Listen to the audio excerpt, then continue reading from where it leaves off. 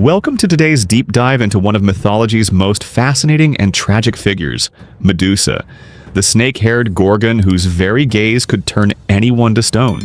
But before we explore the monster she became, we must understand the beautiful woman she once was and the devastating betrayal that led to her curse. In the rich tapestry of Greek mythology, Medusa was not always the terrifying creature that would later haunt the nightmares of ancient heroes. She was born as one of three sisters known as the Gorgons, Stheno, Euryale, and Medusa herself. However, unlike her immortal sisters who were born as monsters, Medusa was originally mortal and breathtakingly beautiful, with flowing golden hair that caught the light like spun sunshine, and eyes as deep and mesmerizing as the ocean itself. Medusa served as a priestess in the magnificent temple of Athena, the goddess of wisdom and warfare, located in the sacred city of Athens. As a priestess, she had taken vows of chastity and devoted her entire life to serving the goddess with unwavering dedication and pure devotion. Her beauty was legendary throughout the ancient world, drawing admirers from far and wide who would travel great distances just to catch a glimpse of her ethereal loveliness. Yet Medusa remained steadfast in her religious duties, turning away all suitors and maintaining her sacred vows to Athena. Her life of peaceful devotion came to a horrific end when Poseidon, the powerful and tempestuous god of the seas, earthquakes, and horses, became obsessed with her extraordinary beauty. Poseidon was known throughout the pantheon for his violent temper, his uncontrollable lusts, and his complete disregard for mortal wishes or divine laws when his desires were aroused. When he saw Medusa performing her sacred duties in Athena's temple, he was immediately consumed with an overwhelming desire to possess her. Despite Medusa's desperate pleas, her tears of terror, and her sacred status as Athena's priestess, Poseidon brutally violated her within the very walls of Athena's most sacred temple. This act was not only a horrific assault against an innocent woman, but also a deliberate and calculated insult against Athena herself, committed in her own holy sanctuary where such violence was absolutely forbidden. When Athena discovered what had occurred in her temple, she was filled with divine rage that shook the very foundations of Mount Olympus. However, in the twisted logic of ancient divine justice, Athena's fury was not directed toward her powerful uncle Poseidon, who had committed the actual crime. Instead, she turned her terrible wrath upon Medusa, the innocent victim who had been powerless to prevent the assault. Athena's punishment was as cruel as it was permanent. She transformed Medusa's once glorious golden hair into a writhing mass of venomous serpents that would hiss and strike at anyone who dared to come near.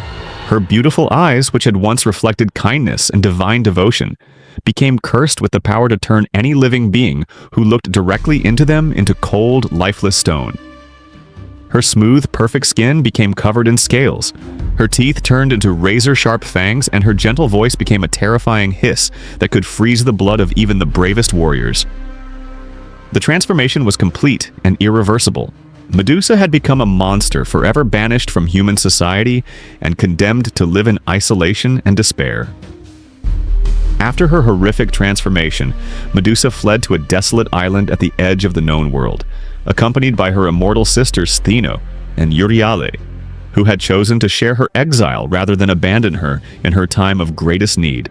This barren, windswept island became her prison, surrounded by the treacherous waters that few mortals dared to cross, and littered with the stone remains of those foolish or desperate enough to seek her out. The island itself seemed to reflect Medusa's cursed existence. Twisted, gnarled trees that bore no fruit, rocky shores that offered no comfort, and an oppressive atmosphere of perpetual twilight that matched the darkness that had consumed her soul. Here, among the petrified statues that had once been living beings, Medusa lived in constant anguish, tormented by memories of her former life and the knowledge that she had become the very thing that people feared most in their darkest nightmares. Every day brought fresh reminders of her transformation. The serpents that had replaced her beautiful hair were not merely decorative. They were living creatures with their own consciousness, constantly moving, hissing, and whispering dark thoughts into her mind. They fed on her pain and amplified her rage, creating a constant cacophony of hatred that made it impossible for her to find peace even in sleep. The curse of her gaze was perhaps the cruelest aspect of her punishment.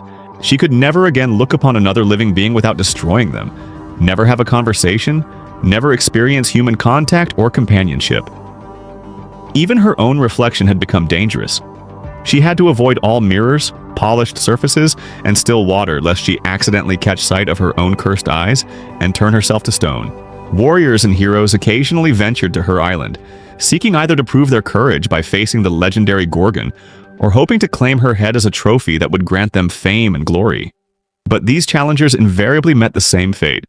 Their final moments frozen in expressions of terror and disbelief as their flesh hardened into cold marble and their last breaths became trapped forever in stone lungs.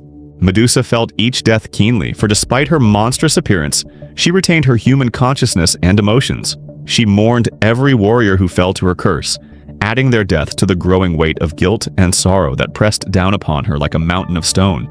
She began to avoid the shoreline where new arrivals might land, retreating deeper into the island's interior, hoping to spare others from sharing her fate. Years passed, perhaps decades or even centuries, as time seemed to move differently in that cursed place.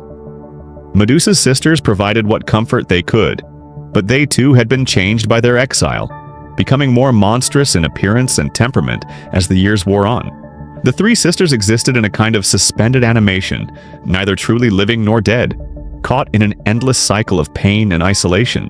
Then came the day that would change everything. The arrival of Perseus, the young hero son of Zeus, and the mortal princess Danae.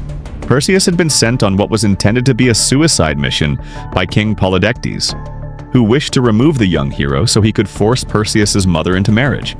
The king had demanded that Perseus bring him the head of Medusa as a wedding gift, knowing full well that no mortal had ever survived an encounter with the Gorgon. But Perseus was no ordinary mortal.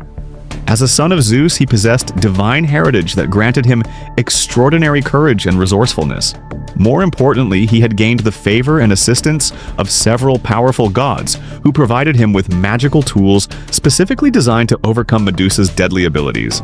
From Athena, ironically the very goddess who had cursed Medusa, Perseus received a polished bronze shield that could serve as a mirror, allowing him to see Medusa's reflection without looking directly at her. Hermes, the messenger god, gifted him with winged sandals that would allow him to fly and move with supernatural speed. From Hades, the lord of the underworld, Perseus obtained a helmet of invisibility that would conceal his presence until the crucial moment of attack. Finally, he was given an adamantine sword, forged in the divine forges of the gods themselves, sharp enough to cut through even the supernatural flesh and scales of a Gorgon. Armed with these divine weapons and guided by Athena's strategic wisdom, Perseus approached Medusa's island under cover of darkness. He found the three sisters sleeping in their cave, surrounded by the countless stone statues of their victims, a macabre garden of perpetual terror frozen in time. Using Athena's bronze shield as a mirror, Perseus carefully navigated through the stone figures, watching Medusa's reflection as she lay sleeping, her serpentine hair writhing even in slumber. The moment of truth arrived with surgical precision. Perseus raised his divine sword and, in one swift motion guided by Athena's shield mirror, severed Medusa's head from her shoulders. Even in death, the head retained its terrible power. The eyes still glowed with deadly magic, and the serpent hair continued to writhe and hiss with supernatural life. From Medusa's spilled blood sprang two miraculous beings: Pegasus, the divine winged horse that would later serve heroes and gods alike, and Chrysaor, a golden warrior of extraordinary beauty and power. These births revealed a profound truth about Medusa's nature. Despite her monstrous transformation, she had retained her capacity for creation and beauty, which was released only through her tragic death. Perseus carefully placed Medusa's severed head in a special bag, ensuring that its deadly gaze remained hidden while preserving its power for future use.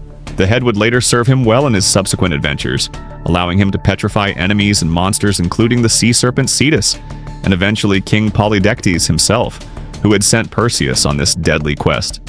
But Medusa's story does not end with her death. Her severed head became one of the most powerful weapons in Greek mythology, later adorning Athena's aegis, the goddess's shield or breastplate, where it served as a symbol of divine protection and terrible retribution. The image of Medusa's face became known as a gorgoneion, a protective symbol used throughout the ancient world to ward off evil and provide divine protection. The deeper symbolism of Medusa's myth has fascinated scholars, artists, and psychologists for millennia.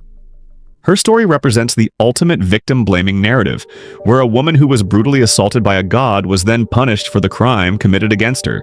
This reflects the harsh realities of ancient patriarchal societies, where women were often held responsible for violence perpetrated against them. Her transformation from beauty to monster speaks to fears about female power and sexuality. In her original form, Medusa represented the dangerous allure of feminine beauty, while her monstrous transformation embodied male fears of female rage and the power of the feminine when it turns destructive. The serpents that replaced her hair connect her to ancient earth goddess traditions, where snakes were symbols of wisdom, healing, and regeneration. Some scholars argue that Medusa represents a demonized version of an earlier mother goddess, whose worship was suppressed by the male-dominated Olympic pantheon. Modern interpretations have reclaimed Medusa as a symbol of female rage and empowerment, transforming her from a monster to be defeated into a powerful figure of resistance against patriarchal oppression. Her image has become a rallying symbol for survivors of sexual violence and those fighting against systemic injustice. The myth of Medusa ultimately asks us to consider who the real monster is in her story: the victim who was transformed by trauma, or the systems and individuals that created that trauma in the first place. Her tale remains one of mythology's most powerful explorations of justice, revenge, and the complex relationship between victim and society.